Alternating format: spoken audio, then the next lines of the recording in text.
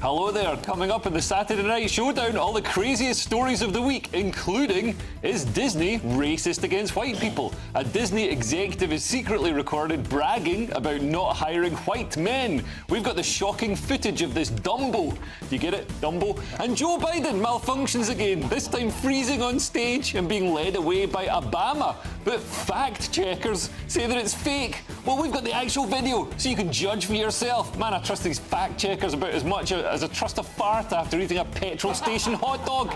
And is the next addition to the pride flag going to be for bestiality? We've got footage of a training session for therapists where they're told not to yuck someone's yum, even when that involves tampering with a Labrador. I wish I was making this up. This is your Saturday Night Showdown.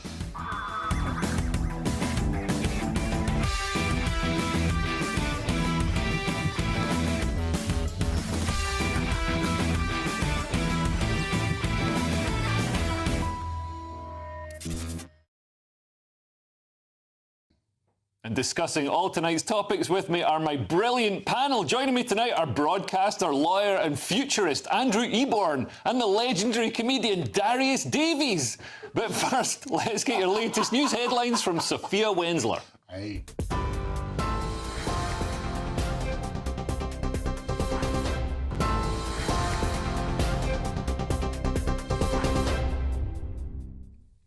Welcome to the Saturday Night Showdown. We've got a brilliant panel with me tonight. It's broadcaster, lawyer and futurist Andrew Eborn and the legendary comedian Darius Davies. How are you both doing? We are incredibly well. I love to be in this. And what I love is this glorious studio. Westminster is so cool for you, know? Yeah. Isn't that great. good? And you were saying you were at the Taylor Swift concert. I was there. Taylor and me are like that, you know. We love it. It's got to be good. And she was glorious. What I love about the Eras thing, many people come out and she was doing the selfie with Prince William and stuff like that. Yeah. It was really, really good. Did you get because you're a man for a selfie. No, she wanted to take one. I said, not now. I'm going on Leo's show later, is what I said. So it's going to be good. How you did, Darius? I'm good. I'm not as enthusiastic as Andrew, but I'm pretty good. I haven't been to a Taylor Swift concert, but I'm here and I'm ready to go. Okay, great. Well, let's kick off. There's an election coming up. You might have heard about it. Yeah. And we've been warned that this is the first election that will be influenced by deep fakes. These are the hyper-realistic, computer-generated fakes of politicians saying things that they didn't say. Everyone expected these deep fakes to be negative things, making a politician look bad. So a fake Rishi putting a cat in a bin, or a fake Keir Starmer revealed as the man who shot Harambe, R.I.P. Harambe. But this week, I saw one that was much more fun than that. Here's a fake Nigel Farage playing Minecraft. Let's take a look.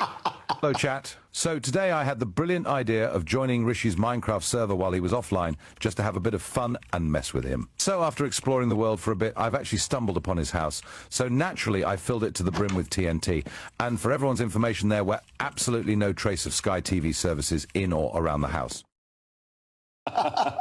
So what were people worried about? Deep fakes are hilarious. I love it. But there's a difference between deep fakes and cheap fakes. Because what happens, and we're going to come on to Joe Biden in a bit, and what they do, they edit certain videos in a particular way to make him look bad. Right. And we had that when he came to meet, you remember, good old Rishi Sunak. Yeah. And there was a big thing, went all over the internet saying he didn't know who Rishi Sunak was. He pushed him aside and shook hands with the thing. That was what's called a cheap fake as opposed to a deep fake, which is completely artificial. So we'll have a look at that. So a cheap fake is just sort of naughty editing. It's naughty editing, and you work on that sort of base. So we'll come on to the Joe Biden bit in a bit, because I know as part of you, I don't want to steal your thunder, but I have many comments on this, because I've seen the whole video. And that's the great thing about this video we're going to look at later on about Joe Biden. So he comes on stage, and we'll get to it eventually. But it's been in the press. They've said, oh, this is completely fake. But you can see we've got the unedited video with no cuts, so you can just see what Joe Biden's doing. And it's I think the press. I think these fact checkers need to be fact checked themselves. These fact checkers make me laugh, because every time you read a fact check, all they do is they confirm what you've seen, but then they gaslight you at the same time. So their fact check will say, false, Joe Biden didn't freeze on stage. because freezing constitutes falling under 0 degrees Celsius, and he just paused momentarily, so it's totally fine. He didn't freeze. He just paused. Yeah, I love it. I have to say, however, as Leo knows, I present this really popular series called Andrew Eborn's got to be there, Fake or Fact, and we do a deep dive into these sort of stories and can expose exactly where it is fake and when it's fact. So we'll have a look at that later. But you must understand that when something's fake and it fits my narrative, I choose to believe it's true. Well, I can help you change your narrative. That's my job. So we'll sort that out. Yeah, but I don't want to change my narrative. I want stuff that No, I don't care. We'll make it work. It's got to be good. Well, staying with reality, this definitely isn't a deep fake. Now, you might know that Walt Disney had some dodgy views and was considered racist by some. Although, in fairness, it was the old days and that kind of thing was allowed. But the Disney Corporation seemed to have kept this tradition going. According to one of their executives, who was covertly recorded in a honey trap sting this week, Disney is racist against white men. Let's take a look.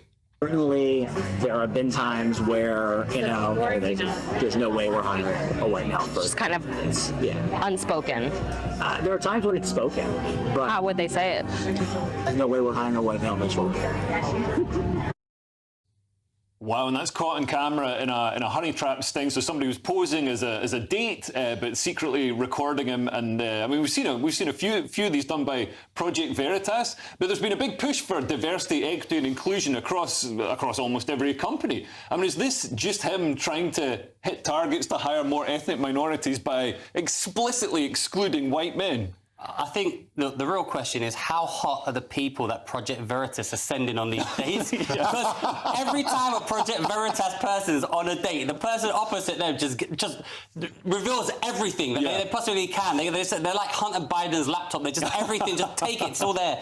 But I mean, look, is this really a shock that Disney are not hiring? I mean, look at their TV, look at their programs, look at their films. This shouldn't come as a shock. I guess it's just that it's been explicitly said. But everyone sees this for what it is. They know it's true. What I love is that the three of us could be the rejects, the white heterosexual males. Yeah. We could be the rejects from Disney. Well, speak for yourself. I'm homosexual. I'm not really. I'm straight now. There's a job for you. I am Iranian. You're Iranian as well. I love it. I'm not gay anymore. I'm straight now. No, we're getting a job. I love it. He's gender fluid. It's fantastic. But yeah, I mean, that's true. Like, we could be the people who aren't getting hired by Disney. We could be the rejects. And this shows that it's not meritocracy. What if the best person for the job is a white man who doesn't get hired? Yes. Doesn't this, I mean, some people have said that this is going to lead to a competence crisis. Yes. Because if you're not hiring the best people for the job, then the performance of these companies is going to fall. And that might not matter so much with Disney. It just means that their shows will become terrible. But if you've got something like, I don't know, Boeing airplanes or something like that, if you're not hiring the best people for the job, then planes are going to start falling out the sky. As you know, Leah, I always say, look, I'm all about meritocracy. It's about respect for everybody in the conversation. But actually, it devalues every company if you're hiring people who are substandard just to get to EDI. It doesn't make sense. So what you need to do is hire the best people for the job, irrespective of race, colour, creed, sex, any of that sort of stuff. However you identify, we want the best people for the job. That's got to be right. The best people for the job, just like Martin Luther King said, don't judge people based on their skin colour. Exactly. Judge them based on the content of the character. Absolutely. And you went to see The Acolyte, which is I did. I was there at Disney's premiere. I don't know if you got a picture, but I got into a hairy conversation with one of the Wookiees. It's got to be good. And you can see that. It was a brilliant series. I loved it. And so they've even got hairy Wookiees now. They've got hairy Wookiees. It's got to be. I sent them a picture. Maybe in the gallery they've got it. But the reality is this, is that what happens, you want the best person for the job, because that's good for everybody. What takes time, and a friend of mine used to run a major company. I have many friends. A friend of mine ran a major company in South Africa. One of the problems they had was this thing about 51% rule. It had to be black. 51% had to be owned by black. What happened as a result is several companies went under because it wasn't as efficient as having the best people. So actually what happened is that everybody suffered. What you need to do is bring in, train people up, be blind as to race, colour, creed, and make sure that makes sense. Not being racist, what a novel concept. we've got to talk about The Acolyte, because Amanda Stenberg, the lead actress of Disney's Star Wars series The Acolyte, said in an interview that white people crying was the goal of the series. Let's take a look at this. Well, I mean, white people crying actually was the goal.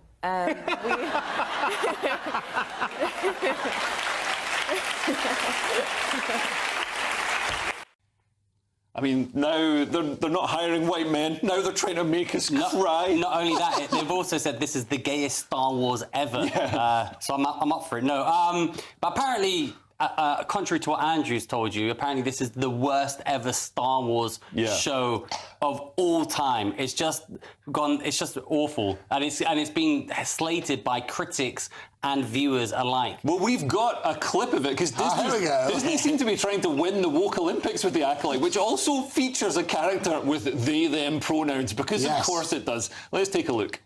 What's that? This puzzle. Is he or they with us? Now, Disney have been contacted for comment, but have yet to reply as to that undercover interview. But I mean, this pronoun stuff. The funny thing is, the pronoun stuff seems to be dying out across. Well, does it? Because I love the ninja pronoun, which is sort of the ninja the ninja pronoun is we slash them. Very good. So that's the ninja pronoun, very good. Nice. There's the chocolate one, which her, she. See what I did there? Yeah. So there's that sort of stuff. People actually are embracing it. So I don't mind whatever people want to be called. That's fine. No, but your pronouns, you can't choose your own pronouns. Why they're not for you. They're not for you. They're for people to describe you when you're not in the room. So why does that matter? It's about respect or and also you've got, if you don't look like your pronouns, what do I look like? You know, people what pronoun do I look like? No, it's she, they. But like when people say, "Oh, I insist," like you refer to me as she, her. It's like, why don't you put more effort into looking like a woman? Why am I having to do your transition in my head? It's not my transition.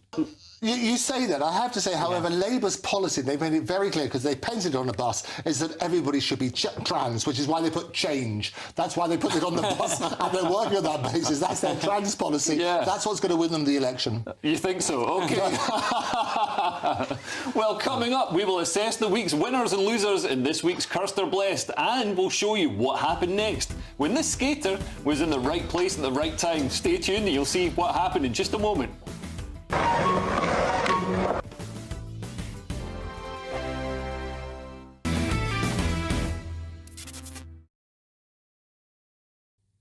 Welcome back to the Saturday Night Showdown. Kearse or Blessed is coming up, but first I promised I would show you what happened at that skate park.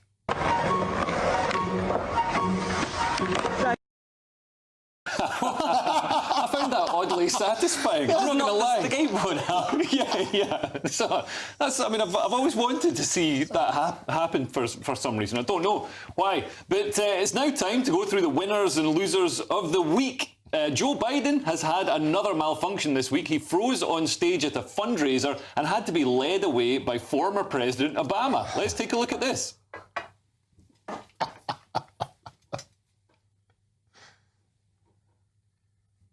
And that was him freezing. For some reason, it cut before Obama led him away. I don't know why that was. But, I mean, there's nothing too remarkable. Every couple of days, Biden wanders off, freezes, or looks like he's soiled himself. I don't know if we can pull the full clip up. But it's just what happens when you're 112 and you're pumped full of adrenochrome and monkey glands. What's interesting this time is how it's reported in the press. Have we got the full clip now? So here we go.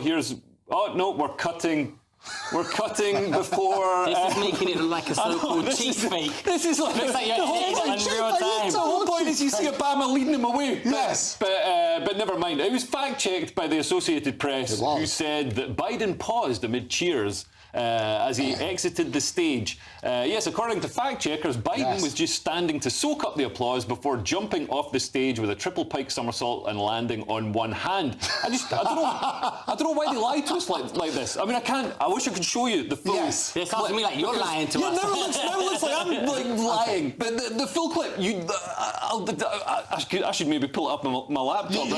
But basically, what he does, he stands there for an awkward length of time. Yes. Then, they're going to walk off stage. He's still standing there. He's obviously just zoned out. All the, I don't know what sort of methamphetamines he's pumped full of run out. And Obama has to guide him away by the hand and also with a hand on the back. Shall I tell you what happened? Because I saw the whole video clip. You were his body double. I was his body double, as you know, pull-up thing. Andrew Eborn's Fake or Fact. So what we had to do is go back to the original source, and we looked at the whole video, not just the 7 seconds. Yeah. So during the interview, he's very lucid. We had that sort of conversation.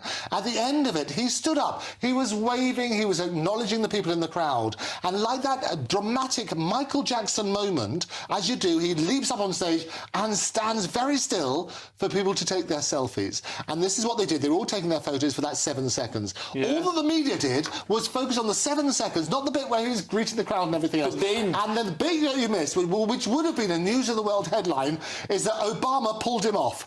And you missed that, and you missed that bit. Yeah, but why did Obama have to, if Joe Biden was so alert and so conscious, why did Obama have to guide him? Not just tap him on the shoulder and, walk off with him, like literally hand on the back, hand on his hand, and like walk him away as if he was drunk and leaving Tiger. As was reported in the media, he wasn't dragged off. This is my point. Yeah. He was. If you look at the whole clip, an AP fact checker. He was walked off, not dragged off. He wasn't dragged off, and he wasn't pulled off either. Yeah. And you work on that sort of basis. So he was there. If you look at the whole clip, throughout the whole thing, he was very lucid. He did that whole thing where he was greeting the crowd, he was waving at the crowd and everything else. Yeah. And the dramatic moment that anybody on stage will know, you brilliant comedians will know, you stand. Stillness is so powerful. 7 seconds feels like a long time, but that was the moment that he did that. So he was just trying to bring some charisma by standing still and not responding to. That's what he had. I see. I read somewhere that if he fails the first debate against Trump, they're going to try and replace him. That's what I read. So that debate's coming up, I think it's next week. Yeah, and apparently he's been coached. I literally read today that he's been coached on how to stand up and sit down. I mean, it's good that they're starting with the basics. They have to do that. Every politician needs to turn around a bit of media training. The person who's the master manipulator for the media is Trump. He knows how to do it. The more you throw him into jail, the more his popularity increases. Absolutely. And it's extraordinary. But Biden's also been filmed recently hovering in midair like a woman using the toilet in a nightclub. And I mean, I'm not saying he was actually. Some people How many women do you know soiled himself. No, but they don't want to sit in the seat. Oh, I see. Okay, they don't want to sit in the seat, so they hover. Yes. So we've got a float of Biden here. This is him in Paris. This is him doing his strange hover. Yes. And people have, again, the fact checkers have said, no, this is perfectly natural. Of course it is. Everybody else is standing. He's hovering as if he's soiled himself. This is normal. That looks like what my 3-year-old daughter does when she also hovers and goes silent and then leaves us with a little present. Well, talking of leaders who are in decline, Russia's leader, Vladimir Putin, flew to North Korea to strike a deal with Kim Jong-un this week. Let's take a look. There he is. The two leaders signed comprehensive partnership agreements agreeing to provide mutual assistance in the event of aggression against either country. So North Korea is likely to send Russia more artillery shells. The problem for Russia is that North Korean munitions are old and unreliable, and Russia is likely to send assistance and weapons technology to North Korea, which is locked in a frozen conflict with South Korea. So in return, South Korea has pledged to send weaponry to Ukraine to help them fight Russia. So it doesn't make sense to make an enemy of South Korea. There's also this beautiful moment where Vladimir Putin waved at the window. Oh, isn't that lovely? Like a kid going on the school bus. And Kim Jong-un is there waving back. Really touching moment I was in there. tears. I loved it. It's very good. Well, yeah, Putin and Kim like to put on a show of being big, tough leaders, but look how they wave to each other. Yeah, cool guys, lads on tour, so what? It was a touching moment. The bit you haven't shown, which I thought we might show, was the bit when the marching passed, and you see all these soldiers who are brilliant, marching in the step, and they've got there doing the high kicks. And Putin is there with the North Korean leader, and they're static for 7 seconds in the same way as Biden was. And you can work on that sort of basis. And they look like big pals. Did any of them need to be led away by the hand? Yes, absolutely. And Biden came in and showed them the way. Biden came in and pulled them off. That was the other movie. So you shall see that sort of thing. Well, yeah, and you'd want to get to the buffet before Kim Jong-un did. Hey. But this means North Korea could have better weapons weapons than its current weapons. But it's been sending poo balloons. Anyway. No, I don't think it's got nukes. It's got a whole bunch of conventional It's got weapons. loads of stuff, which they parade all the time. They've been sending poo balloons to South Korea. They have? Oh, that's hilarious. I remember that. They've been getting helium balloons and putting bags of I know, I poo saw that. and then sending them over. Yes, that's from Putin to Putin's. That's what they did. They had these balloons and they would drop all this excrement on the South Koreans. Yeah. It was horrendous. Work on that sort of basis. It's nasty stuff. And mentioning, I know Farage was mentioned in the news. He's been reported as saying that the West provoked Putin, and he had to invade Ukraine. I think this has been a sort of misrepresentation of what Farage said. He was taking a more nuanced look at the conflict. Nigel is brilliant, and Nigel predicted this 10 years ago, and he wasn't saying he's pro-Putin or whatever. He's turning around, he hates war. Yeah. We all hate war, we're pro-peace. I like war. Oh, no, apart from you. I'm pro-peace. We're working on that sort of basis. What happened is he was simply saying, if you do this, it's likely to lead to war. It was so misrepresented in the mainstream media, it was totally unfair on Nigel. I think that's what he was saying. He predicted this 10 years ago. You start doing this, it's going to lead to war. That's what he was saying. All of a sudden, they started doing this, it led to war. Although it's interesting that when Putin was interviewed by Tucker Carlson, he didn't say that he was provoked by NATO. He said, he's basically got this idea of a historical greater Russia, and he wants to, reconquer these lands, rebuild the empire. Yeah, exactly. Talk to my man Nigel is what he said. So you work on that sort of basis. But Nigel was right, and I think what happens in the mainstream media is that there seems to be they're a bit scared of Nigel because there's been the rise of the right, and he's such a charismatic character. Yeah, we're in an era I've seen a lot. I mean, obviously, people do this with any politician. I've seen a lot of digging through anything that he said. That was said. I think it was quite a while ago. But he stands by it now. Digging through and trying to find something and misrepresent. Well, that's the thing. But the thing is, every time they misrepresent what someone like Trump or Farage say, all it does is convince people that who were going to vote for him anyway, that they're even more right and they're being, misconstrued by the media deliberately, and it just solidifies people's opinion on them. And I think, he said 10 years ago, NATO expansionism is going to lead to Russia invading Ukraine, and that's all he stood by it. But people are saying, oh, look, they're trying to misrepresent him, and I think people are looking at it thinking, this just makes me like Farage more. That's what they do. Every time they try and make him look bad, it's like when you try to deliberately go out of your way to make someone look bad, people start thinking, why are you doing this? Like, let his own words, let him make himself look bad. He doesn't need your help. As soon as they start, people are like, why are you deliberately pushing me this way? Yeah, as soon as people feel duped. And also Kim Jong-un looks a bit like a fat Mark Lamar. Anyway, Nigel Farage has also been castigated in the press this week for apparently praising Andrew Tate. But did he? Let's take a look. I think Andrew Tate is a fascinating figure. I think he speaking to men who, because of the woke agenda, are told they can't be male in any way at all was an important thing, but I feel some of his comments were pretty horrible. Now, Farage has said that Andrew Tate is an important voice for the emasculated men and is giving boys a bit of confidence at school in online interviews. But this isn't really praise, and in fact, he criticised Andrew Tate's comments. His final word was exactly that, wasn't it? Exactly. So don't misrepresent him. In the same way... Just like Darius was saying. Exactly. Good old Darius, well done. So what I love about that is that people are lost at the moment. What we need are inspirational characters. We need inspiration for good.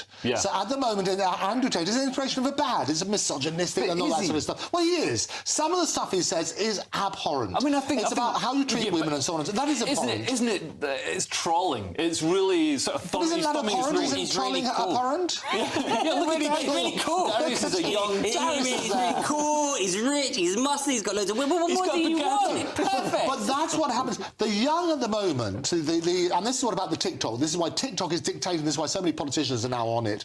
They're working on that sort of basis. How do you appeal to the youth? You need somebody who can show the way. You need inspirational characters. So Andrew Tate, he's got lots of money, he's doing this, he's brash and everything else. He's giving people hope. What we need is an inspirational character who is an inspirational character for good. And that's the point.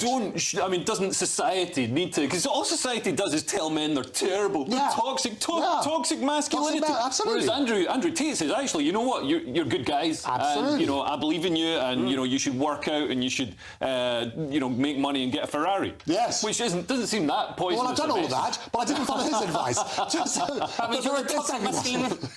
Anyway, next on the Saturday Night Showdown, we've got a Culture Corner special. Plus, I'll show you what happened when the skydivers took this big jump.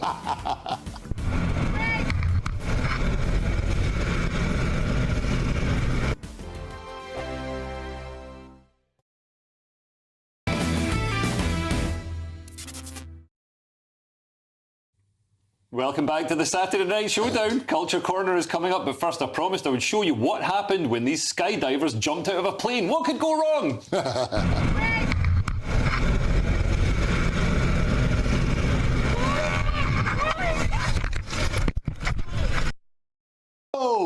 Oh my God! So have you done skydiving? All the time, every Thursday. And what you have to do it like a banana. So my good friend Keith, the producer, he said that's what you have to do. Bend like a banana. Bend like a banana. I think that's nothing to do with skydiving. That's just the way he likes it on Saturday night. but the reality is exactly that. No, I'm petrified of heights. Well, that doesn't make me less petrified of skydiving. That was another plane that was obviously in the air with skydivers, and they flew into no good, and it's so scary. And what I love about this section, it always happens. I tell you, every time I go on Leo's show, he does this section, which is always should be sponsored by personal injury lawyers, because they would say, contact us now if you've been affected by this similar sort of thing. If you've been decapitated in a skydiving, don't lose your head. Contact us. Absolutely, we could do that. That was scary. Yeah, it was scary. Not for me. Not for Darius. You could just walk out and stand on the other plane and jump off the other plane. Would you do that? This is a man who's seen James Bond. Yeah, exactly. It's possible. It's like a James Bond thing. Just stand on the other plane and jump off that one. Yeah. Where would you go? You'd like do like a hop. The plane was right there. You could just walk out. You could get a whole fleet, and you could step down each one. Yeah, like you go ladder. Forget your parachute. I love it. That'd be good. Great. Anyway, now with polls suggesting that Trump has the edge in the upcoming US election, you'd think the Democrats might try to appeal to Trump supporters, or at least tone down some of their hyper-progressive trans stuff. After all, last year, the Democrats were pilloried after a trans activist got naked on the White House lawn. Well, Vice President Kamala Harris has instead turned up the cringe after welcoming cast members of the show Queer Eye to the White House. Jonathan Van Ness went viral this week as he visited Kamala in a dress and hosted a mock press briefing at the White House podium. Let's have a look at this.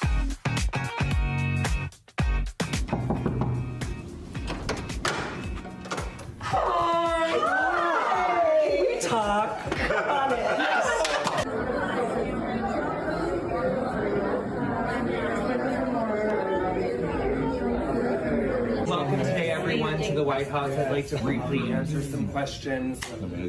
Go ahead, I'm ready. JVN. Oh, yes. Is it true that is all your natural hair? Yes, I can confirm that this is not a wig.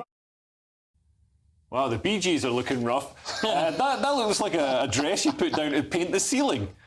That looks like what I usually wear normally. That's what I usually dress in. I don't know why they do this. It's obviously just going to cause problems for the other side. Like they've already got. Like, the people who are going to vote for Biden are already going to vote for them. So bringing out the Queer Eye for the straight guy, bringing them to the White House, it's not going to make them vote for them twice. All it's going to do is alienate, like you said, the Trump supporters and traditionalists who think, you know, the White House should have some sort of decorum and, you know, be more conservative. Personally, I don't really mind. I quite like Queer Eye for the straight guy. I think they're quite good. But, I mean, there's a time and a place. I'm not sure the Oval Office is where they should be, but... You know, like Darius says, there's some floating voters, undecided voters out there, and they're not going to be won over by this kind of thing. You say that. I had the joy of being invited to Diane von Furstenberg. Do you know who she was? I've heard that name. She did a wrap-round dress, which is a massive thing, and she was telling me... Yeah, but she's a woman. No, I'll tell you what happened. She was telling me that she was invited to sleep with both David Bowie and Mick Jagger in a threesome. Right. And she... Which one and which end? I know, exactly. And she basically turned that down. The whole idea is embracing everybody. be who you want to be. So I totally get that. Getting somebody in the White House, that's fine. It was rather like Conchita worse, wasn't it? You work on that sort of basis. So that when you have a beard and you have the dress as well, it's a bit bizarre and that sort of thing. Like but I don't... Darius. Darius is so just wearing nothing underneath. You work on that sort of principle. I don't have a problem with that. It's all about respect. What you have to do is say, are you going to alienate some of the electorate as a result of it? Or are you going to turn around and say, actually, some people turn around and say, look, be who you want to be because everybody else is taken. Yeah, be who you want to be. Be who you want to be, but do you have to be it in the White House? Well, yes, why not? No, but I mean, the White House is supposed to, it's the seat of power. It's supposed to be treated with respect and with dignity. So why can't you turn around and embrace everybody? No, but you can embrace everybody, but so would you have, I don't know, would you have Timmy Mallet? Yes, I would. Twice on a Thursday I've had Timmy Mallet. Timmy. Was that another one of those threesome stories?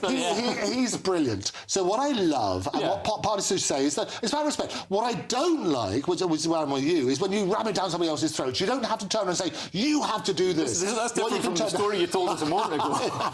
What it is about respect. So respect to everybody in the conversation. It's fine. You're embracing that. So why aren't they inviting, some conservative people? Why aren't they inviting some, evangelical Christians? Well, they should do. Something like that. I don't know if they haven't. We never see that. Why are they not inviting the Westboro Baptist Church? Exactly. That's what we want to see in the White House. Exactly, and they've got some dodgy precedent of this kind of thing. So last year they had a trans activist who was invited to one of these events at the White House, who then flashed breasts on the White House lawn, and has since, I think you said, been. I mean, to be honest, I'm not. I agree with you. Be who you want to be. Do all that. But I'm just saying, what's the point? It's not going to get you new votes. It's just going to alienate the people. Keep it traditionalist. What you have to do is what they call in politics the optics. So the optics have to be control the message. And what you say is that we welcome everybody. It's about respect, but respect everybody in the conversation. So don't thrust your own views down somebody else's throat or anything else down everybody else's throat. What I'm saying is I think people are feeling that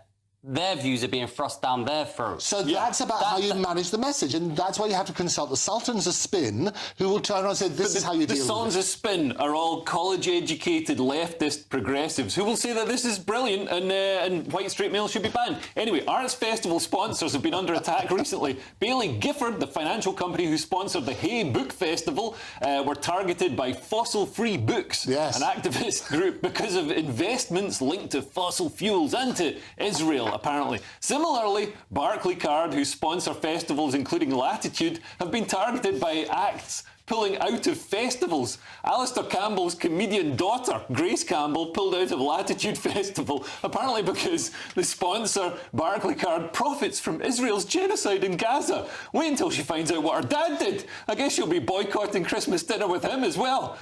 All this pressure is working. Bailey Gifford have now ended their sponsorship of book festivals, and Barclays has stopped its sponsorship of Download, Latitude and the Isle of Wight festivals. However, festivals are now complaining of a lack of funding. Wigtown Book Festival in Scotland says it now has a £100,000 black hole in its budget. That's a lot of books. And the justification for the attacks by activists seem pretty flimsy. Bailey Gifford, who are targeted by Fossil Free Books, only have around 2% of their clients' funds invested in fossil fuels, which is much less than the industry average. And Bailey Gifford have far more money invested in companies driving the transition to clean energy. So they're one of the good guys.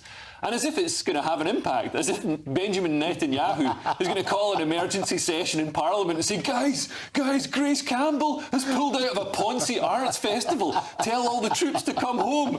Fossil Free Books have admitted that they were surprised that their campaign was so successful. A representative told the Financial Times, "We were pretty shocked when Hay said it was dropping Bailey Gifford. Our campaign was meant to be the start of a negotiation." Well, you judged that one wrong, didn't you? Activists say they want more public money to be invested in the arts, but why should bus drivers pay tax to subsidise a middle-class book festival they might not want to go to?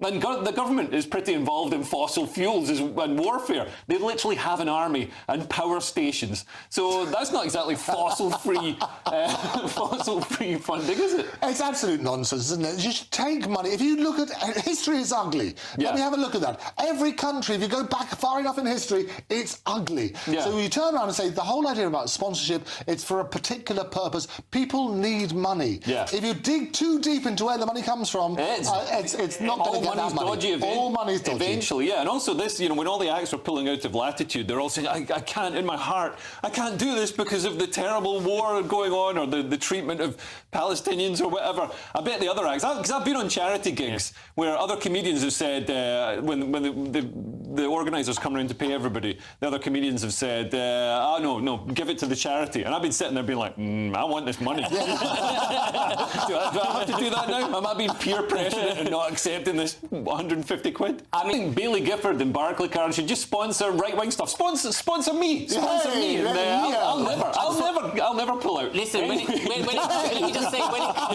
that's another show. Listen, when it comes to Barclays, if you want to boycott Barclays, don't do that. Do what I do, yeah? Go into your overdraft, never pay them back. That's how you win. Anyway, next on the Saturday Night Showdown, we've got the wonderfully weird clown world. Plus, I'll show you what happens when this man tried to make an inspiring DIY video. Stay tuned. Here we go today. I set about starting on the transformation of our pathway and steps to our front entrance. It's been a lot of time and effort, but I think you'll be surprised by the results. This is GB News, Britain's news channel.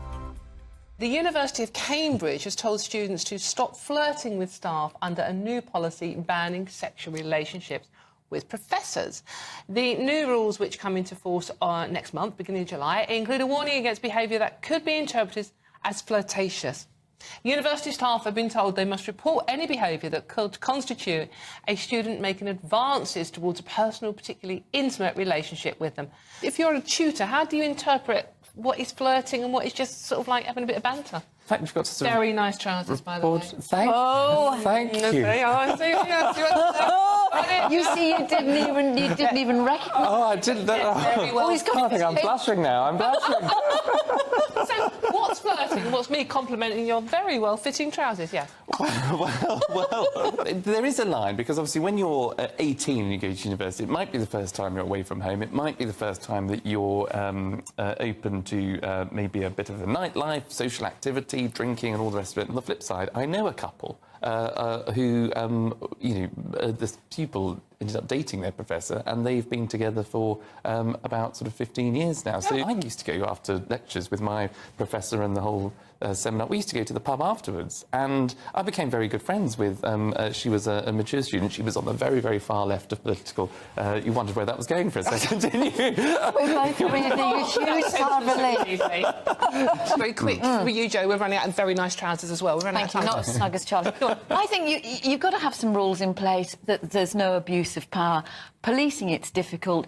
We ought to be in a position where you can say, get off, back off, or, banter's fine. Actually, I hate that word. I hate it almost as much as woke. Go on, email in. Thank you very much. I'm flirting with both. The People's Channel.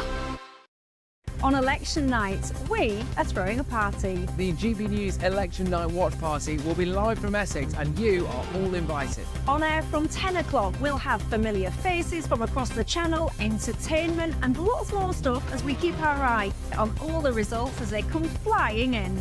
If you want to join our live Election Night Watch Party audience, scan the QR code on screen or go to gbnews.com/election party.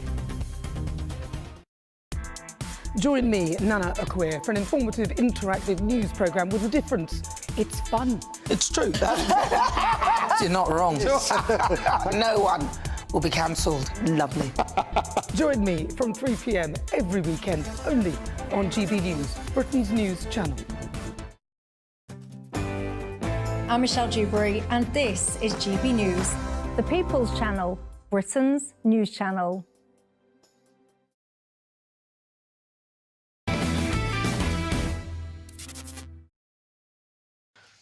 Welcome back to the Saturday Night Showdown. Clown World is coming up, but first I promised I would show you what happened when this man tried to make an inspiring DIY progress video. Let's take a look. Here we go today. I set about starting on the transformation of our pathway and steps to our front entrance. It's been a lot of time and effort, but I think you'll be surprised by the results.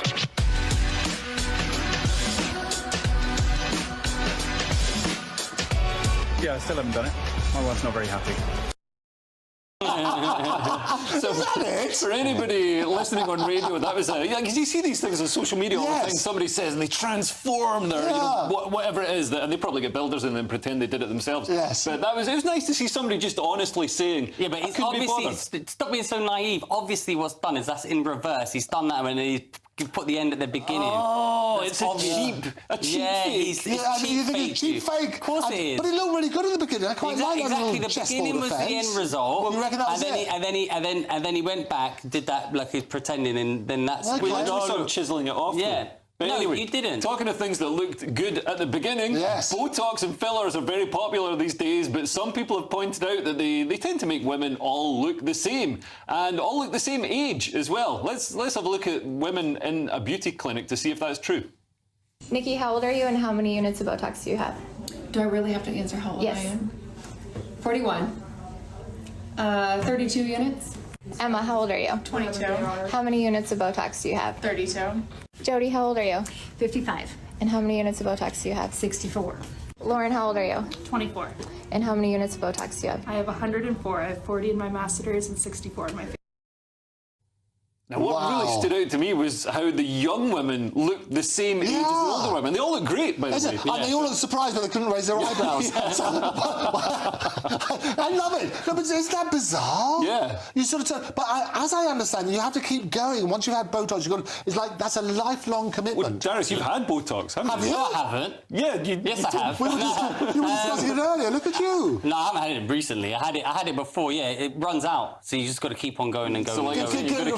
Frown a bit for us. I haven't had But frown a bit for us. Yeah. Is It's that fully it? mobile face now. It's got a mobile face. Yeah. I think that's right. But I think it's a commitment, isn't it? But I thought there were a couple of the same. They look the same. It's like the trout pout, isn't it? Yeah, Just be yourself. Just be yourself. No, don't do that. That's bad advice. Unless that's ugly. Then do the Botox. Anyway, Terrible advice. Here's a sentence I never thought I would say. Go on, then. Is bestiality being normalised? A recording of a training session for therapists released by James Esses apparently tells them don't yuck someone's yum when it comes to bestiality and animal play.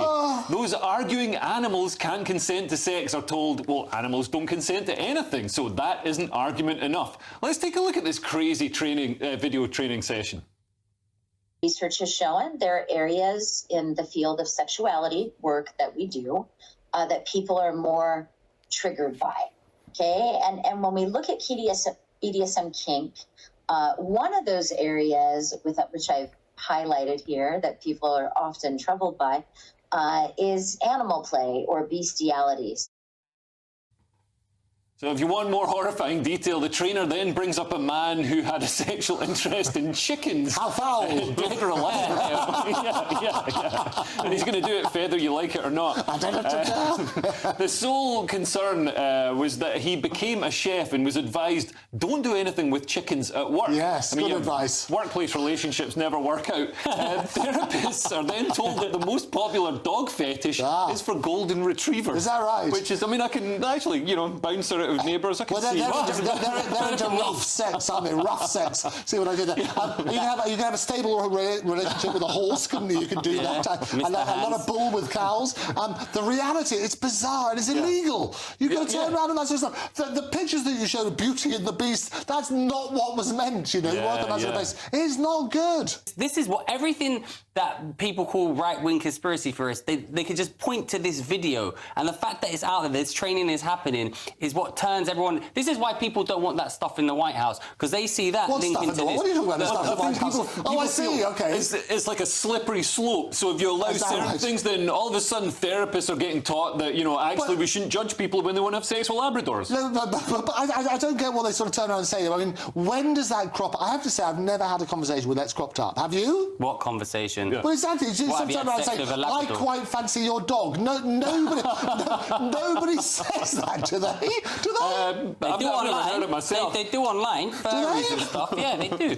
Anyway, thanks to my brilliant panel tonight. Comedian Darius Davies, check him out online. And the broadcaster, future and futurist Andrew Eborn. And we'll see you again next week, I hope. And don't forget Headliners as well. Tonight at 11 p.m. They've got a cracking lineup for that. So have a great weekend. See you soon. Goodbye.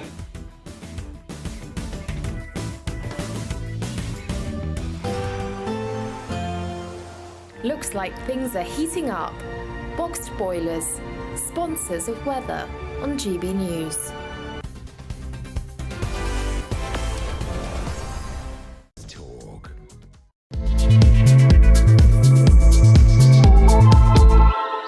Well, that's the best I can do. Andrew Eborn is with me for the first hour. He'll probably be able to do better. I'll give him some time to think about that. And let's get the conversation going. You can talk, you can tweet, and who better to talk than Andrew Eborn?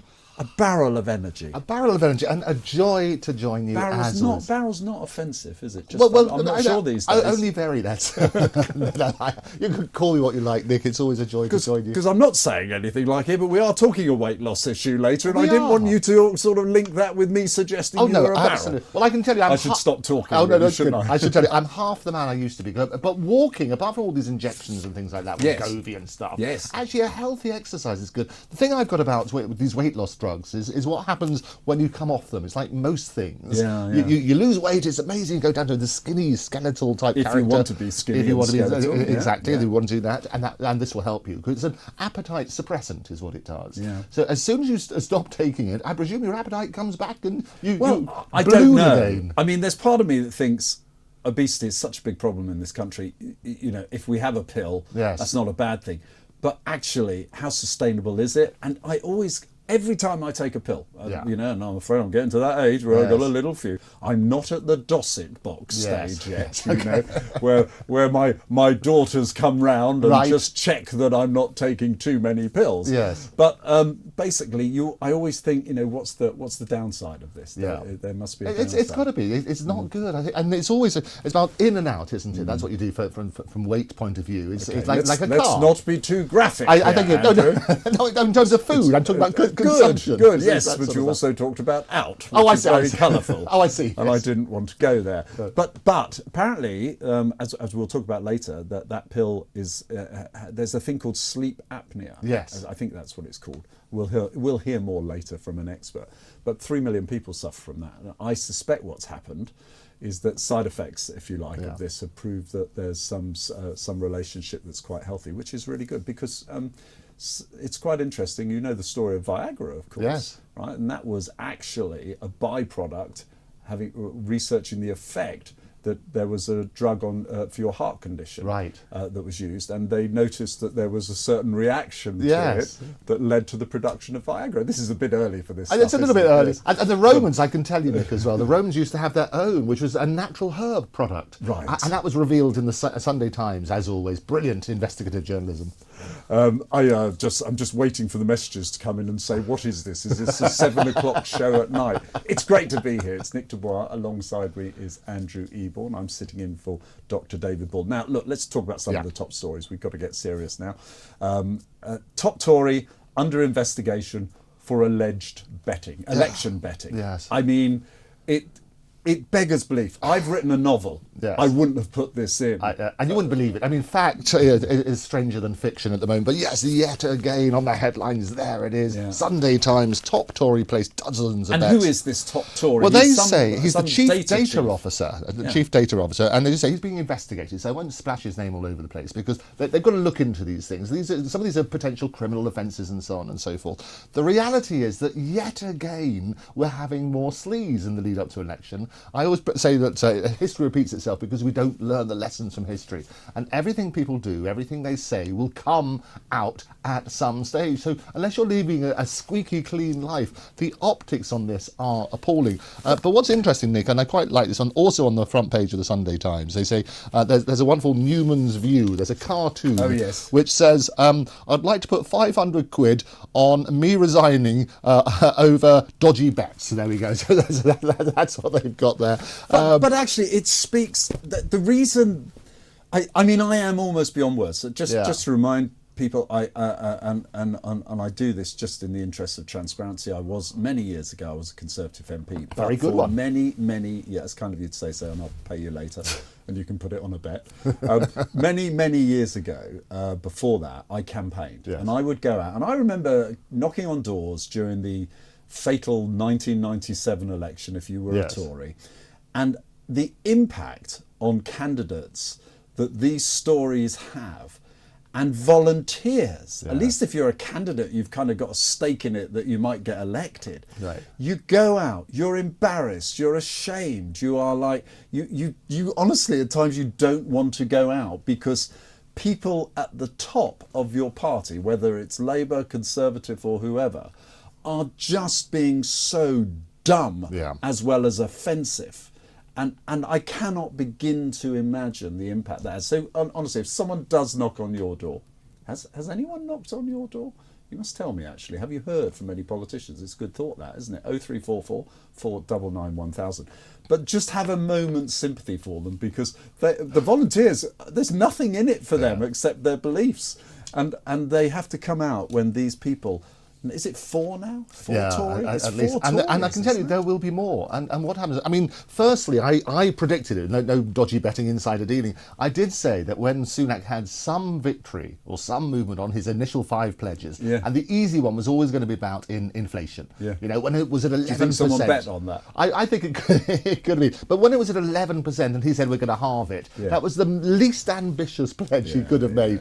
And so the very day it came out, it was 2.3%. Just been announced, and I did say that when you get movement, that's what's going to happen. What's really interesting, and I think I'm the only person who's pointed this out in the media, is obviously the American elections are on November the 5th, which is Fireworks Day for us, and ours is on July the 4th, which is Fireworks Day for them. There you go, Fireworks Day for them. So we have fireworks all round. It's fine. That was very politically scientific. Listen, the humour is in already.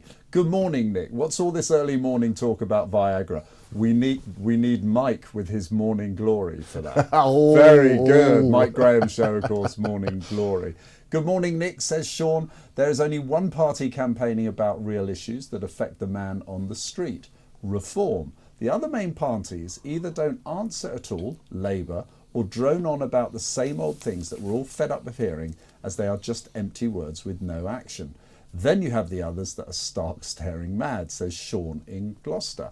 That's interesting. So he says Reform are actually talking about the issues that matter. A quick one on England. The England team have no commitment. It starts when they don't sing the anthem. Other countries belt it out. I don't think they're care, says Mick. Actually, it's a good point, isn't it? Yeah. We don't get behind our national anthem. Well, and it's strange. We mentioned previously about the taxi drivers. You know, we're not allowed even to display the flags. Well, it's extraordinary. We are. I want to talk about that story a little bit, because that really annoys me. That's Mayor Khan going off on one again. So we talked about the doom and gloom that is now sinking over the Conservative Party because they've got yet another betting scandal. I thought what Michael Gove said was quite interesting. And this is why. Rishi Sunak has said, I'm going to kick you out of the party, right? If these people are really, really bad, which they are, right? I mean, in a nutshell, that's what he said. He's going to be tough. Yet his own parliamentary private secretary, he's kind of said, all but I've done this, I've been really silly, or words to that effect. He's still in the party. So this reeks of one rule for them, one rule for us. Exactly what bedeviled the Johnson government. No, you're absolutely Crazy, right, isn't it? I always say, Nick, that trust comes in on foot and leaves on horseback. And the reality is trust in politicians, trust in the media, trust in the police are all at an all-time low. So how do we deal with that? Because I've got lots of people, and the messages are flooding in, and do keep them coming. But basically, he's saying that same message. You're true. Trust it. But how do you deal with it? Well, you have to respond. So what you have to do, and you have to respond very quickly. It's no good saying, I'm going to put them out straight away. As soon as you see this is what's going to happen. What you also have to have is transparency about what is the policy when things happen. It's the same with the BBC. When certain things are revealed, if you turn around and say, look, this is our policy when there's a complaint, here's the procedure that we follow, and as a result of that procedure, this is what happens. And as everybody understands that, because the problem is this, and I talked about the police and trust with them as well. If you don't know what the policy is, and I think sometimes that's the case with the police, they don't know what they're supposed to do and they're a bit confused and so on and so forth. So you have a mixed message. The way you restore trust is by having clarity and making sure that you follow the procedures which are agreed. What issues are the political parties failing to address? You've only 11 more days of this election, that's the good news. But is there anything you're thinking they're not addressing that you want them to address? We'd love to hear from you on that. 0344 499 1000. Or you can tweet me at Nick Dubois or at Talk TV. Now, I think I've got this right. Have we got Paul in Leicester who's called in? Morning, Paul. I have this wrong. Good morning, Paul. Hello. Yeah, hello, how are you doing? All right? I'm doing very well, and so's Andrew. The airwaves are yours. Right, I'm a traditional Conservative voter, which was, I see, centre-right, council estate work hard, small tax, tough on crime, all that thing in the, managed immigration. And I think we've come through a generation of 27 years, 13 years of Labour. We've had big Brexit vote in between, which is both sides, and Conservative now. And I tell you what's happened in 27 years? Nothing. Absolutely nothing. The population's gone up 10 million. That's all good and well. But what have we done to take, have the people in? We've just been sold a thing a lot. It's not about being racist and stuff. What have we done? They've all, since Blair came in, he lied. We're going to have a referendum on the 7-year break, I think. And he didn't want it because all the other countries in Europe decided they wanted the 7-year break. You're talking about the temporary cap on immigration. Yes, he didn't go for it. Yeah. It didn't. The other countries did in Europe. I think Holland did, and I think he didn't have it. And some things like that. And in his manifesto, ironically, stuff like that. And we've just been. So, Paul, is the answer for you, going to be, I want to vote for a party that I think will return that trust and do things, or is it, I've a plague on all your houses, I've had enough with you, I'm not interested? I think I'll still vote. But people, all the way through them 27 years, you say all people, and they always say about politics, they don't vote, the liars. People just say that as a normal thing, I think. But now, I think we're at a process where people are thinking, no, they are liars. They've not done anything. And it's going to be interesting what happens. And because Kearse started with an eye, something when we're asking about immigration, it's just really blasé about it. It's not, it's probably about number 5 or 6 on his issues. It just isn't. But then he says, we're going to build all the houses. Hold on. Yeah, but we're not built. Most houses we built in this country, I think, was 250,000 1 year. Yeah, at the moment, yeah. Ago. Yeah, and he's talking about 1 million. But if you're not talking about the roots of the problem, I'm not saying it's a problem, in people coming to live here, what's the point about talking about houses? But he seems to be happy to talk about the houses, but not about points about the immigration. Yeah. This is what's going on. Paul, let's hear the wise words of Andrew. Absolutely. Paul, good morning. It's lovely to have you on the line. I mean, you're absolutely right. And there's this thing about politicians. They always make these promises and then they're never really held to account after they've been elected. And that's a real issue, isn't it? What would you say would be the solution on immigration? Is that myself? Yes, Paul. Yes, absolutely. Yes. Listen, you just want it. Well, in the 90s, weren't it? I think it was 80, 90,000. Well, people didn't have an issue, and it's not. As long as it was controlled. That's all you The thing is, fancy, didn't you? Paul, the thing is, I'm going to take over from the Andrew Eborn show there for a minute, but I'm kidding. It's Sunday morning. Paul, the issue I would say is we have got the ability to control our own borders. And I think if the one thing about Brexit that I will defend until my dying days is there is no one else to blame for controlling your borders except your own government, whoever they may be. Yeah, exactly. Oh, yeah.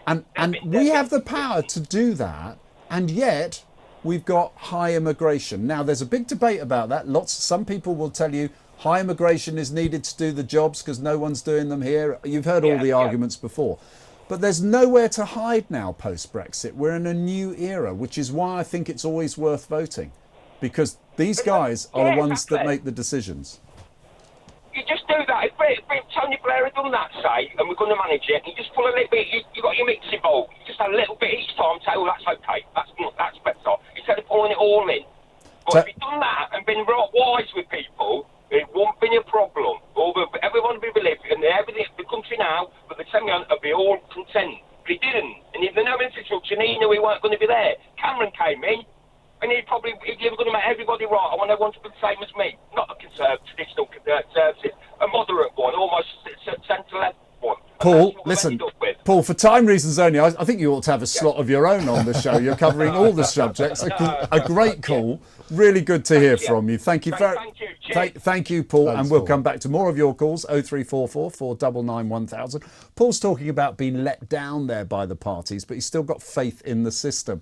Like Sharon's just said to me, well, I'll definitely be voting reform no matter what, she says in the text. I've got loads more. I'm going to come to those. Keep your calls coming with me and Andrew Eborn doing the show this morning together.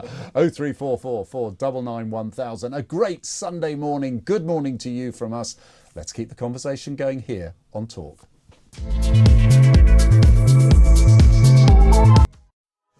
And welcome back. You're with me, Nick Dubois, sitting in, of course, for Dr. David Bullen. Alongside me is Andrew Eborn. Well, he was alongside me. He's moved to the other camera station. They told me to move to the left, and I did say politically. Is that what you meant? Very we work hard. on that basis. Very hard. We're going through some of the top stories, but I've also flagged earlier about police stations being closed and highlighting 100 in London having been closed. And there's now a direct link being drawn with that in a report about basically people not reporting crime. And I asked you, has this happened to you where you live? And Ken from Kent has said police stations in Whitstable gone, plus in Faversham in Kent, of course. Canterbury police station is full of crooks. I don't know if he means the police there or the crooks. Careful. Or the crooks. Find so a good defamation lawyer. He means the crooks. Yes. I've got my lawyer with me.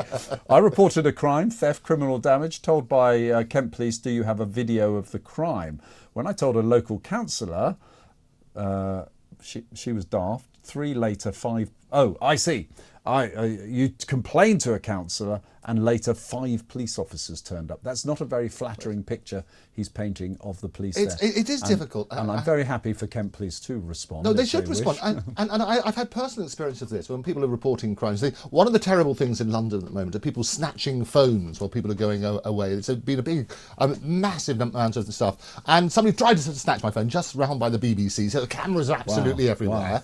Wow. They didn't succeed because I gripped onto it very, very, very tightly. But I phoned up the police straight away and I said, look, this is the person, and we've got the picture. There are lots of witnesses, cameras everywhere.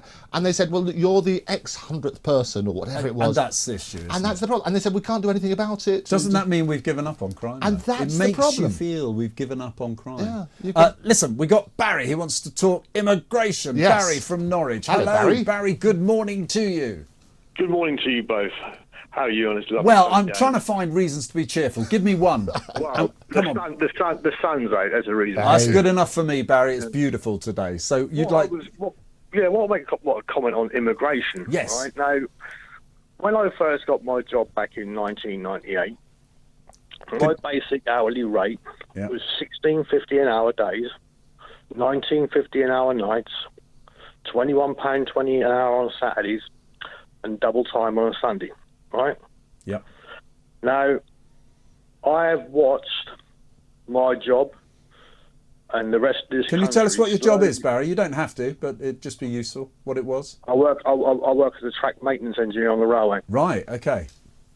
Yeah. Hugely important. Very important. I've watched this country slowly deteriorate from 2004 when Blair decided to open up everywhere.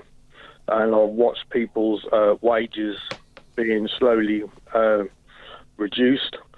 When I was working, and luckily still now in my job, I don't have to claim benefits because I've got a good job. But there are a lot of people now who are doing 1, 2, 3 jobs, 0-hour contract, claiming state benefits because of all this immigration, which is undercutting the British worker. Barry, I'm going to tell you something that will probably annoy you here. But there was a very close advisor to Tony Blair, and it emerged about 7 years into the Blair government that they viewed immigration, right, as an incomes policy, a way of effectively stopping increases in wages, and that was part of the agenda. That doesn't surprise me in the slightest.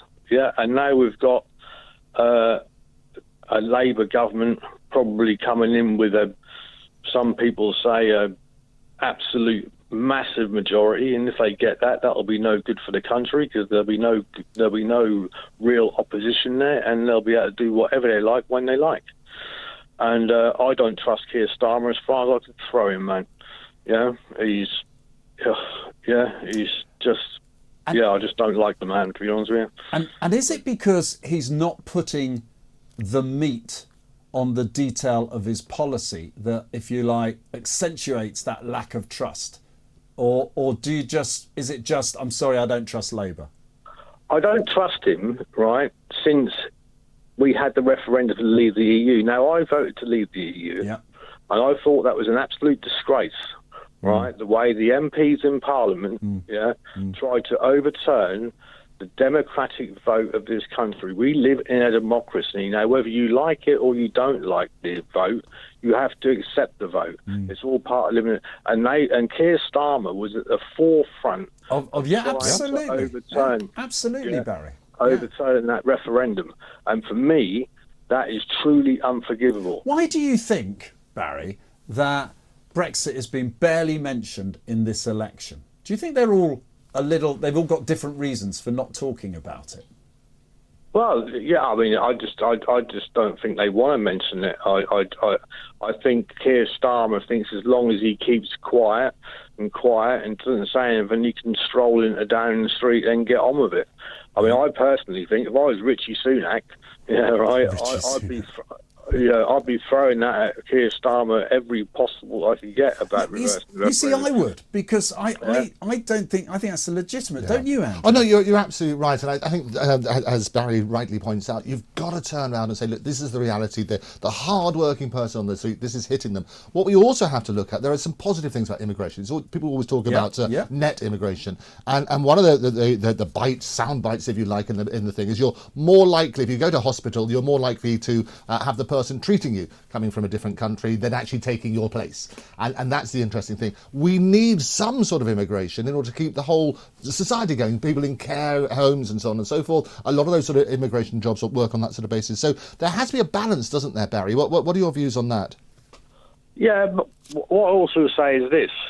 You've got, I don't know how many millions of people who are sitting around doing nothing. Right. There is a high economic inactivity in this country. Right? These people can be trained to do these jobs. We don't need immigration all the time. It will take a bit of time. All right, you can't train a brain surgeon in 2 weeks, but you can train people to work in care homes and stuff like that. And my opinion is this: if you are on benefits and there's a genuine reason why you're on benefits, like you can't work because you're too ill, and you know, and then fair enough, help people out. But the problem is nowadays the benefits system has become a lifestyle choice, and I think, if you get offered 2 or 3 jobs and you're capable of doing them 2 or 3 jobs, and you just don't want to do them because you just basically can't be bothered, then you say benefits taken off you. Barry, you've actually introduced, sorry to interrupt you there, Barry, you've actually introduced the next subject we're going to be talking about. That was a brilliant call. Really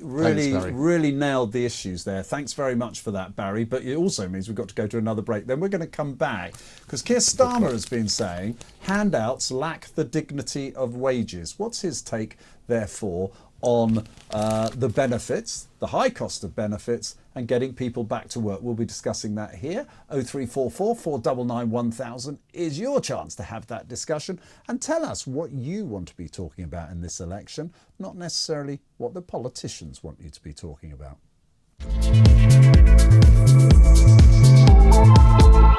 The home of common sense. This is Talk. Good morning, everyone. And James says good morning to us. Morning. Just on people's wages, I started flying 25 years ago and the rate as an instructor was £50 an hour. Today, it's £60 an hour after 25 years. How are people expected to keep up with inflation when pay has stagnated for the last 2 decades, says James. Before we go to the topic I said we're going to discuss, let's see what Craig from Ilkley has got to say. I think the biggest concern I have, and none of the parties are actually talking about this, is the one of partner profiteering. So, for example, where I live, the council tax that we pay, 87% of their budget is adult and child, social care, and how much of that 87% of our tax or local council tax is actually being given out to private companies who are effectively provisioning, very low cost care to people, vulnerable people in need, etc., and how much of it is actually being done in-house by the council.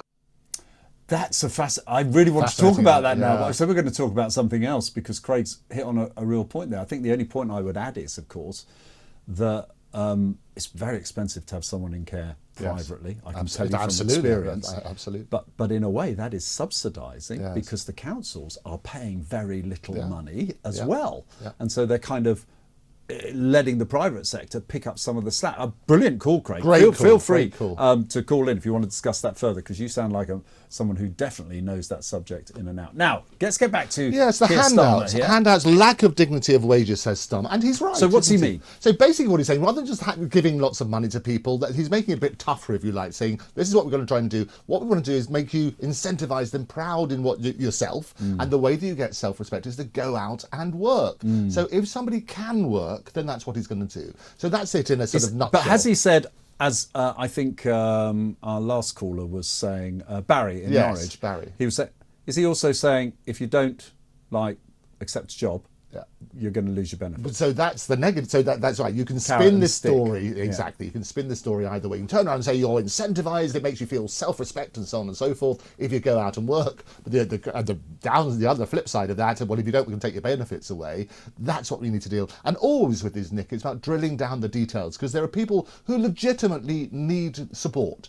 And those who legitimately need support must make sure that they get it. Those who don't, they should look down and clap on it. Andrew, I'm going to bang the table. I'm not allowed to bang the table. Imagine I'm banging the table. Yes. Right? I'm doing this. The thing that's getting me is many people who are going into work, who want the dignity of work, are actually getting supported by working tax credits. In other words, take away the name, the state is subsidising wages in the private sector particularly, but generally. So you've actually got someone going into work, they are now looking at what point do I lose my working tax credits or benefits, reducing their hours accordingly, and the employer knows this. They're as much to blame as anyone else.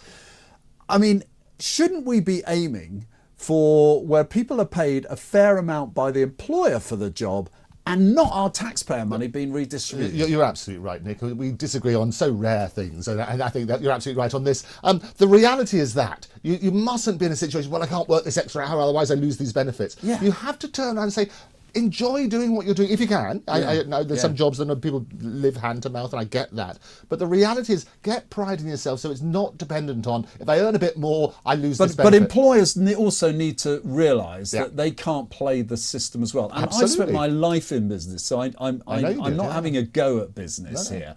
I'm just saying there are big corporations that know the system and will pay people lower because they know it gets topped up by the state. Yes. And they're both people are complicit in this. And I always say that sunlight is the best disinfectant. So what they need to do is to turn around and look at the whole system. Say, look, this is what it is at the moment. These are the loopholes. If you understand how it works, we need to crack down on people playing the system. And you're right about transparency. If someone wants to challenge that or explain it to me, I'd love to hear from you on that and any subject. 0344 499 1000 is the number. Nick, I just listened to Barry and he made a lot of sense. He really did. He did. I did roll my eyes when he first started saying about people on benefits, because I'm due to the effects of my radiotherapy and chemotherapy for stage 4 cancer. So we're not all doshing around. And I think he went on to make exactly that point. And I'm good luck with your treatment there. Yes, I've had a good friend who's been going through that. So I know how exhausting that is. I agree, you go on to say that there are some absolutely who screw the system and it's wrong. I'm glad he put that caveat in, that there are genuine like myself. Yes. And that is always the case. Michael, thank you for your message. And as I say, good luck with that treatment. It is many things, but it's also exhausting. I know from a friend there. Right, now listen, very good. All these callers rolling in to talk to us. I'm delighted. Let's go to Bournemouth. Let's talk to Karen. Hello, Karen. Good morning. Karen. A lovely day. Reasons to be cheerful, Karen. A dog, a wild animal in the background. The wild animal always has to say hello. Karen, what would you like to talk about? Well, I'm really worried about the fact that they come out with major sound bites thank you for Tony Blair for that one. Yeah, yeah. But they never discuss the methodology of what they're going to do. They never discuss why they're going to do it. And most of all, they won't say what they won't do. Wow. Like in the case of Keir Starmer, I'm fairly sure that he will attempt to abolish the monarchy. Do you think he will do that? That's interesting. What makes you think that? Okay, well, A, they're in a very weak position at the moment with both Charles and Kate ill and Harry kicking off and doing his things. Yeah. Bearing in mind the Westminster debacle, when Keir Starmer was asked, did he bully or did he ask Lindsay Hoyle to change things? Oh, yes. This is when the allegation was he put a lot of pressure on the Speaker, which led to probably a problem for Lindsay Hoyle. Oh, it did. And also the best headline ever about Just Stop Hoyle was the one, yes. Yeah, his answer was, quote, I categorically did not do that. Then the next question was, did any of your MPs? Yes. And boy, did he run away from that question. So there's that. The King's also put himself in a slightly delicate position, because if there's a political battle going on in this country, which will develop, I suspect, then you have the situation of the King has going to be forced to take sides, because when he claimed to be defender of the faith, and if all this kicks off, like a lot of people are really worried it will. Over faith, you mean? Over faith, religion, is it sectarian politics and things? The King will have to take sides. I don't think he will. No. I don't think he will, Karen. I think he said, and very interesting in his accession speech, I think it was the day after the Queen died. Was, yes, yeah. He basically said, I know what my job demands of me. And he was saying to us in code, I've intervened as Prince of Wales. I'm not going to do it as King. I really don't think he will, Karen. Oh, well, I'm hoping on that one. Good. And the other thing is, I think once Keir Starmer's in power, the first thing he'll do is start upping royal taxes and emptying privy purses and things. And gradually weaken it that way. And I think that's what he means by his 10-year renewal. Yeah. Well, Karen, food for thought there, and thank you. Thank you so much for joining the conversation. Her point about detail is I think she was being pointed about Starmer, but to be honest, I think it applies to quite a few. So many. Doesn't it? Well, it's all sound bites, isn't it? And you absolutely, the devil is in the detail. But I also look out for weasel words. So if you turn it around and say, we won't raise tax on working people. Well, what's a working person? I know. According to the definition that came out, I'm not one because I've got some savings. Yeah, exactly. So does that mean all the savings, inheritance tax, pensioners, all that sort of stuff? It's just weasel words. Weasel words. I hate weasel words. And that's where Farage wins, isn't it? Because he just spits it out. Sometimes rather inelegantly, and sometimes he's wrong, in my opinion, but he just spits it out. And that's great. And even his turnaround and say, we're not going to have a manifesto, we're going to make promises. He knows about that. He's actually a bit cheeky there, because his contract with reform, do you know the 2010 manifesto from the Conservatives was a contract with the people of Britain? There you go. Yeah, I know. So, but anyway, but he knows he knows the thing of the people. The other thing which people are not talking about, bizarrely, is the whole thing about COVID. It's not been mentioned once. Do you know, that's fascinating. Isn't that fascinating?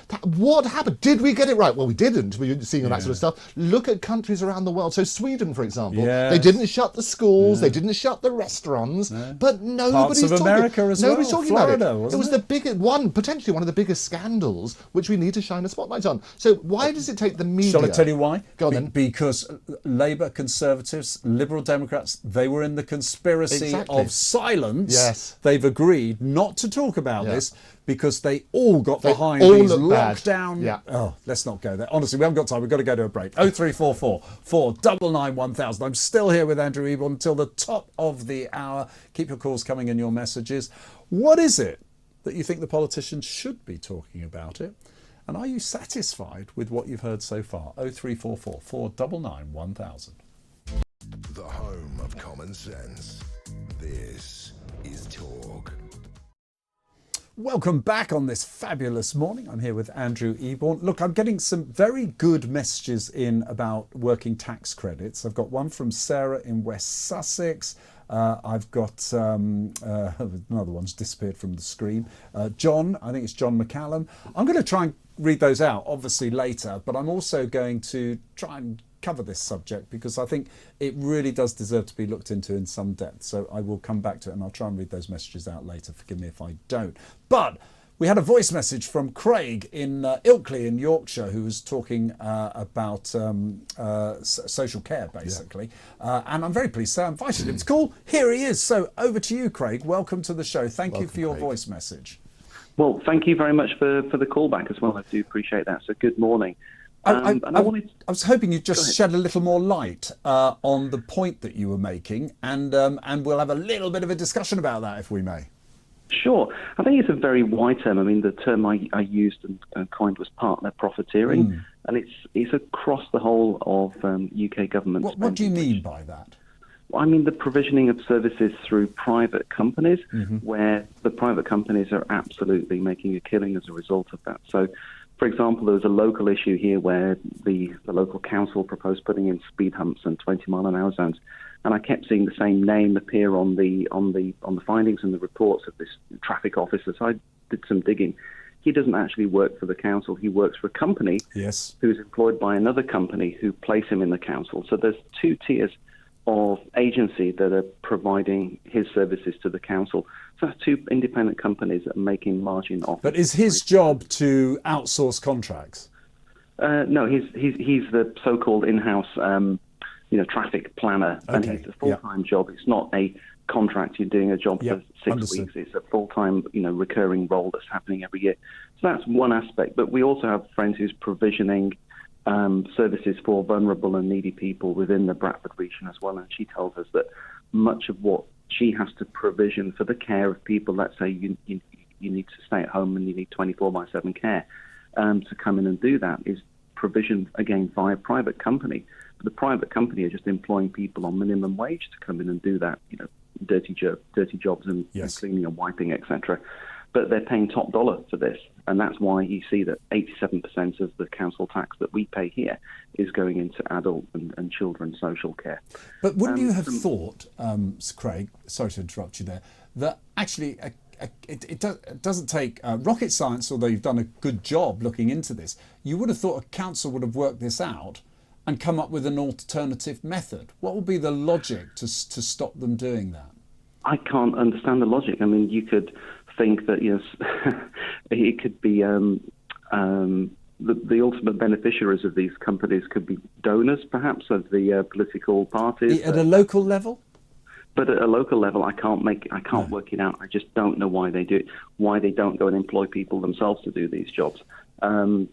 So that's a big concern. So that's an issue around, if you like. Just bring Andrew in on this. That's kind of an issue around the principle. It is outsourcing one way or the other, isn't it? Rather than doing it yourself. And you're absolutely right. And what we need to do, I always say, there are lots of questions that are not being asked and we're not receiving answers. So rather than speculating, we have to absolutely ask those questions. Why is this happening? And what are the consequences? And I think the electorate, we deserve it. The people deserve to have answers. And there's so many things. Do the people care? Because Craig's found this out, but actually, how many people give that a second thought, do you think? Well, because there's lots of things people don't ask questions about, and I think if they knew the answers or they knew this was an issue, then we should dig much deeper into those sort of things. And I always say we should question everything. Yeah, and I think also we should have a scheme of control where any kind of government spending needs to be assessed. Yes. And if it's being spent within the private sector, there needs to be a limit of how much those companies are allowed to make. And Craig, if there's no research and development... Can I just... Go ahead. There are controls in place now which are heavily bureaucratic. I totally accept that. But, and this is where I'm with you, what I think is striking, the easiest check in the world to make is when you see the same name, the same company, the same business winning contracts in all sorts of different places, but repeatedly in places. That's surely the best time. Hang on, absolutely. We should be looking into this, surely. Yeah. So, I'm just saying, Craig, there are controls, but I think they're obviously not that effective. I don't think they're effective. And if you look, I mentioned about the traffic and planning people who are provisioned through 2 sets of agency. The top tier agency will probably have a master services agreement with the local council. So it's just one contract that has to be maintained. So it's one lot of people services, one lot of compliance, one person to review that. So effectively the councils are a bit lazy. They don't want to go out to market. So they go out to a top tier provider and then he farms it out and subcontracts it down even further. And do you know what's really misleading about this, Craig? And I'm slightly going off subject, but I think it is of interest. It's also because I looked into it when I was in Parliament. The flaw with this is the statistics that then get produced say, look at all these small businesses that are getting government contracts. Well, they're not. They're getting them second-hand, subcontracted down, getting screwed on margin, whilst more often than not, that big player at the end is creaming it off. Craig, only for time reasons, I'm afraid, I've got to end the conversation, but thank you so much for joining us. And if anyone else has examples about, let's be crude, how outsourcing, some would say privatisation, is not always working to the advantage of the consumer. Do join that conversation. Great call from Craig there, 03444 999 1000. My main point to you is, what issues are the political parties failing to address? And tell me what you would like them to be talking about more, or would you just like them to be giving more information about their top line claims? 03444 999 1000. Andrew, just time for a story. Yes, very last one we're going to do then. Starmer's growth plan doomed without access to EU markets. Who says that? This is what's happening. There's a top economist. Economist. They're saying 56% of voters say Brexit is bad for the economy. What's really interesting is Boris got in by saying get Brexit done. This will be Starmer saying get Brexit undone, and that would be interesting. You see, I'm slightly sceptical of the fact that he's going to try and unravel or rejoin the EU, but I do see their arguments for closer alignment with Europe. Alignment means signing up to lots of rules, and the minute you sign up to those rules, you take away control. You're right. It always has to be a negotiation. The whole point about Brexit is to improve our position. You still need to do trade with everybody, and we need to look at those sort of things. That requires strong negotiation and making sure we preserve our integrity. The attack on Starmer here is quite interesting, because they're saying, mate, you are saying you want growth. I'm sure they're not going, mate. All right, they're going. They might go, mate. But listen, everything you want to do depends on growth. Otherwise, you're going to be taxing us more or borrowing more than Liz Truss, right? And he goes, yeah, absolutely. The argument being put forward is you can't have growth without being in the customs union in that particular article. And with the customs union comes freedom of movement, of course. Which, if you go full circle, might say why politicians are reluctant to talk about immigration again, because they may know where this could end up. Would you go back into the customs union? Because that's as close to the single market as you can get without actually being in the single market. So who knows? 03444 999 1000. But it is an interesting argument. Fascinating. Because for a man who said we're economically going to be absolutely shattered by coming out of the EU, he's now saying, well, actually, it's more important what happened as a result of COVID and the war. And he's not saying all those things he said beforehand. Watch out for those weasel words. The clues are there. I wonder why. Mind you, the Tories, they're not talking about Brexit. They've kept very quiet about it. The Lib Dems, even they who want to rejoin the single market, they're not telling everyone because they're frightened of losing those Tory seats they're targeting in the south of England. It's quite interesting what's going on here. What are they not talking about that we should be talking about? 03444 999 1000. Coming up, I'm also going to be taking a slight deviation because we're going to be talking health. And I'm very interested in this idea that not only can you pop a pill to lose weight, but it might actually have some impact on your sleep. There's 3 million of us who do not sleep well. I can assure you, I'm one of them. I'm not sure this pill will be the answer. And don't forget, have you seen police stations close in your area? And if so, has that had an impact on your crime in your area? Because a report says with 100 police stations closed in London over a decade, admittedly, over a long period of time, there is a direct link with people not reporting crime. You tell us what you think here, as ever, on 03444 999 1000. Andrew Eborn, fantastic to have you here. Great You've to join been today. a star. Extremely delighted to have you here. Thanks for joining us this morning. Is talk.